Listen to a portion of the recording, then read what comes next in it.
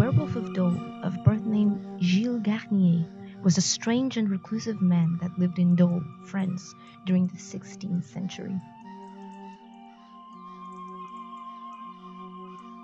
Garnier found himself a wife and got married.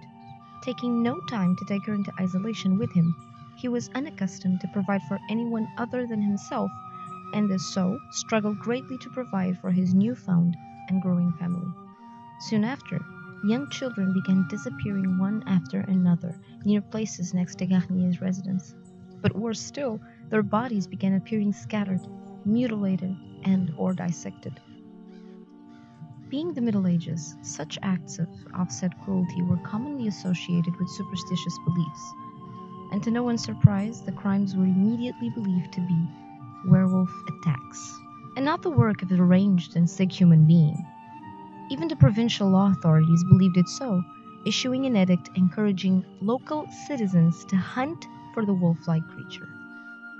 One day, a group of men from a town near Geele discovered what, at the time, they thought was a werewolf, hunched and looming over a child's body. As they got closer, they realized it was no monster, but a man. It was none other than Gilles Garnier, the hermit himself, hunting his latest victim. The man captured him red-handed in the most literal way possible. Faced with people powerful enough to condemn him, or perhaps because that was his reality, Garnier confessed, feeding into the superstitious and supernatural stories people had been spreading and believing about him. According to his testimony at trial, whilst he was in the forest hunting one night, scarcely fed and procuring to nourish his wife, a spectre appeared before him, offering to ease his troubles.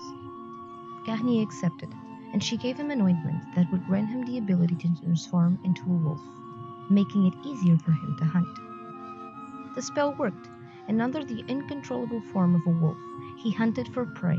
Children, large enough and small enough, became his unsuspicious victims. His actions, supernatural or not, were void of remorse as he kept confessing.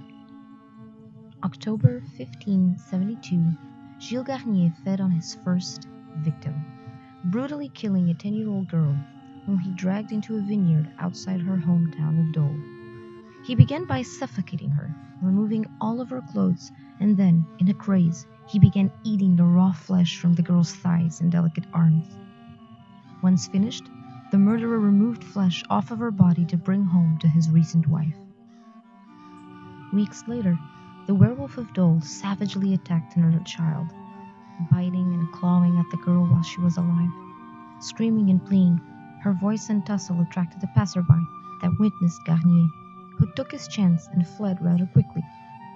The community attempted to save the infant, but she succumbed to her injuries and died a few days later. Having nearly done enough to satisfy his needs, on November that same year, again having trouble to feed his wife, Geele murdered a 10-year-old boy, again cannibalizing his flesh, as he ate from the youngster's thighs and belly, tearing off one of his legs to bring home for later and feed Mrs. Garnier.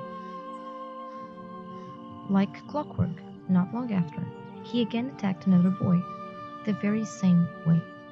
His ruckus caused a scene, and as a group of passerby were alerted, again he fled, but this time unable to feed from his victim before being sighted. Garnier kept using the ointment the spirit gave him, as he once had said, and in 1572 still, he jumped a boy as he was making his way somewhere, crossing his path with the malevolent man. The attack was so brutal and feral that he tore the boy in half as he chewed and ate through his midsection, leaving the child in 2 pieces, whence he was done. Circa 1573, still freely hunting for human-shaped food, Gilles Garnier fed on another young victim, this time a girl.